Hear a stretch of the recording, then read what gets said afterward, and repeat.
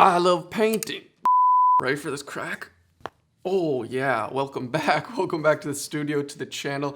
I'm SLEW. Today we're doing the Proko challenge. We're partaking in Stan Prokopenko's drawing painting challenge. If you don't know who Proko is or what Proko is, you know, Stan Prokopenko is a teacher of classical academic painting and drawing, but his kind of company and his YouTube channel, Proko, is like this amazing online resource. You know, he's been making YouTube videos forever, and he is certainly kind of on the Mount Rushmore of online resources for fine arts and, you know, academic drawing and painting. He's like an online institution. He's been making videos for years of the highest quality. I've been watching Proko since the inkling of, you know, fine arts and taking drawing seriously, like years and years ago. And if you haven't checked him out, I would definitely go do it. He's epic. And so he does all these painting, drawing challenges every month to get people excited to submit work.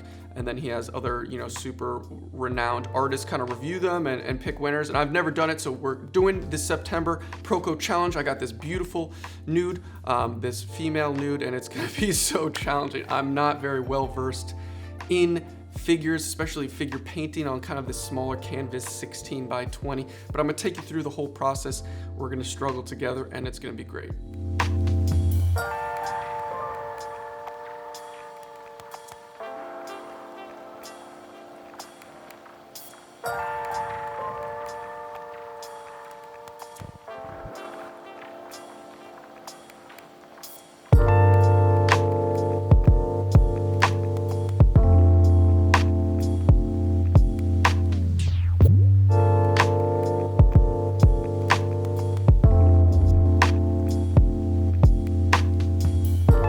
All right, and here we go. The challenge begins, and what a challenge this whole process is.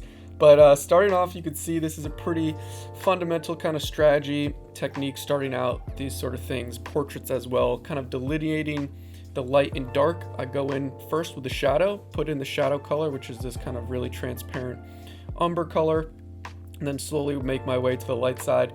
Made some poor decisions starting off with the skin tones, as sometimes I find myself going way too orange, not using enough red. You know, this is a white woman and, you know, very fair skin with white, you know, very reddish, pale skin. Anyways, just the blocking in stage, what this is very important to just fill the whole canvas with oil paint. And that's kind of my number one strategy. It's different for other painters. Obviously throughout, even in these beginning stages, you want to nail composition and you want to nail the value and colors. Obviously all the elements should be, you know, as good as they can in the first stage, but knowing me, you know, I always repaint things, I always tweak things. I'm ready to move things around. So my main objective is just to fill the whole canvas with oil paint, do as best as I can, and then, you know, kind of reattack it when we go into stage 2. Where's my sword? Where is it? Where is it? Aha! And so, like I was kind of talking about before, you know, my entire academic portfolio, it consists 85% of portraiture.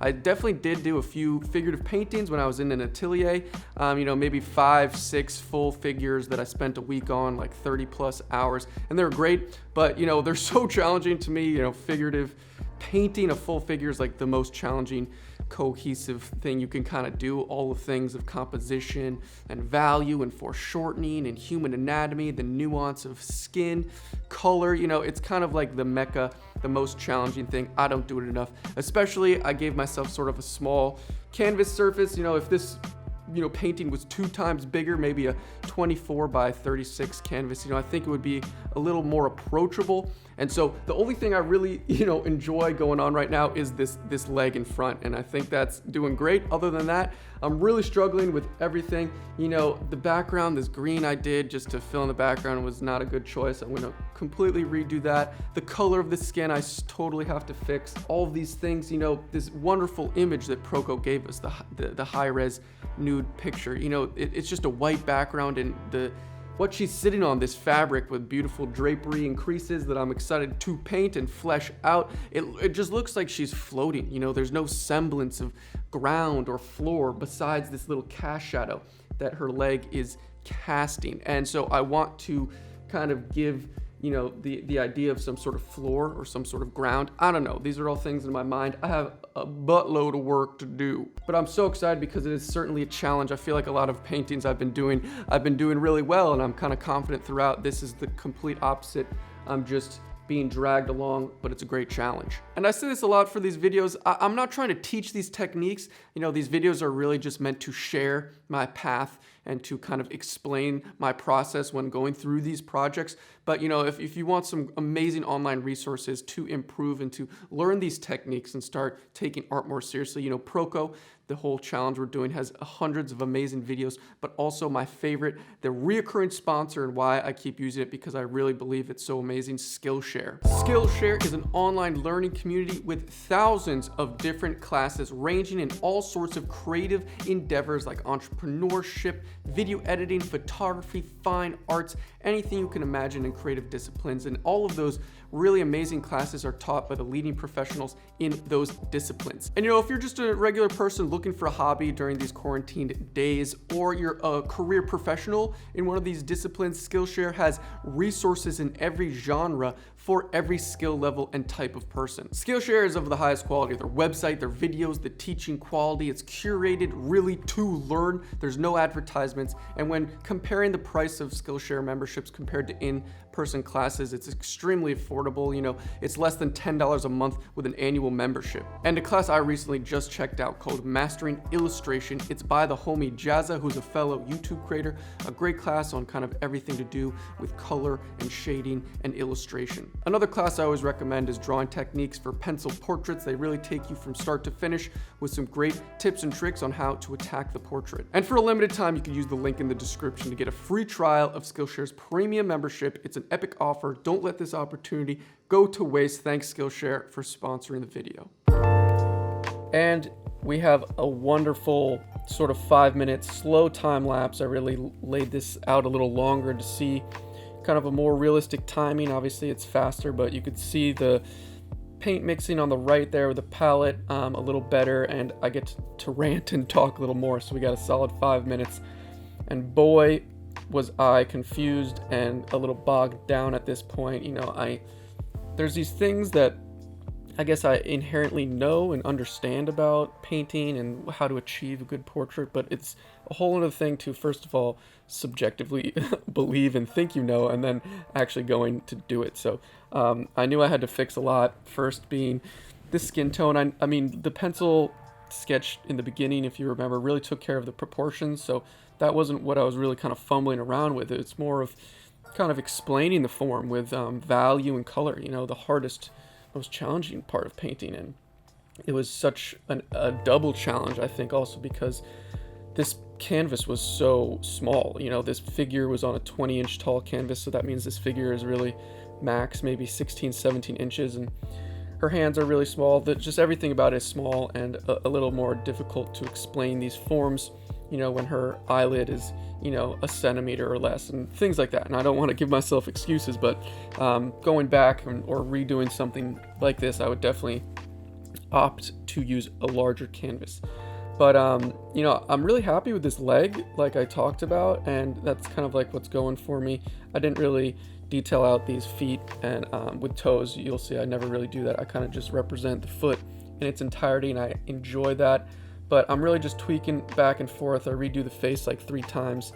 And you can see I still have this kind of orangey umber color that I did with the shadows, and I don't really fix that to the end, but you know, it's very, the skin tone looks almost too saturated, and then when I go into the highlights, it almost looks a little chalky, and that's kind of what I was fumbling around with, struggling with, and what I always do, and you know, just really trying to get the resemblance of the face, which I tried there, and then I'll redo again and again. But here's something that I really enjoyed, and I was talking about this background that I didn't like. I knew I wanted green because I like the kind of, you know, reddish skin tones, even though it's more orangey right now. Red and green are complementary colors, and they kind of work well with this muted green, and so I just went a little crazy, and this was so fun. I didn't really plan this. This was kind of me being frustrated in the moment, and then just kind of taking a deep breath and be like, oh, screw it, let's just do something wacky. So ended up being this really splotchy, great looking background, I think. And obviously you could see on the ground there's kind of a more representation of a floor. And then also I knew I wanted to change this pedestal color. In the beginning I did blue. The original photo, it's just black. It's just like a black cloth on some box she's sitting on, and I guess I decided to do blue, and then I was like, oh, that stinks, let's do red.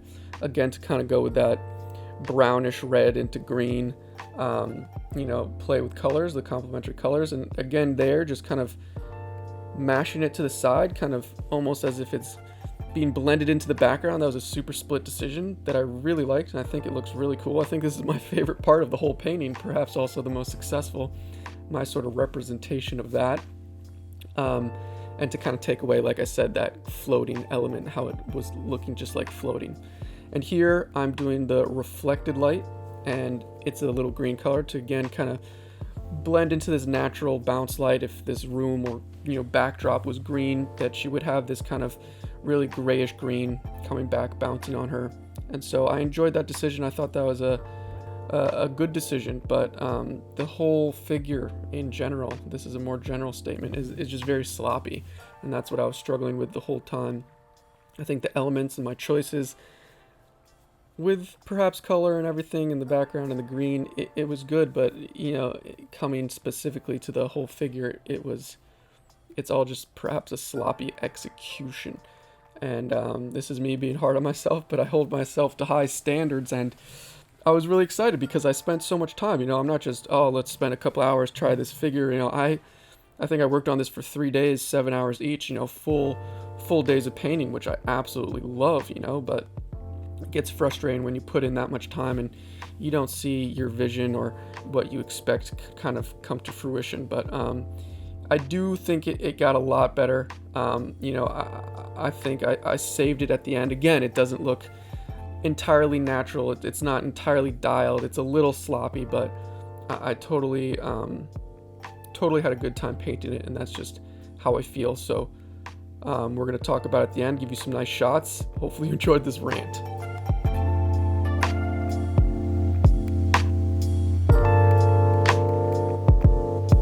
I love painting. I don't think this is my most successful painting ever, even my most successful figure. You heard me rant the last 5 minutes talking about the challenges and struggles. In the end, the final product that I'm not selling, it's not a commission, I'm not hanging in a gallery, it's just practice, it's just a challenge. I don't think it was super successful. I think in total, the figure doesn't look mega natural.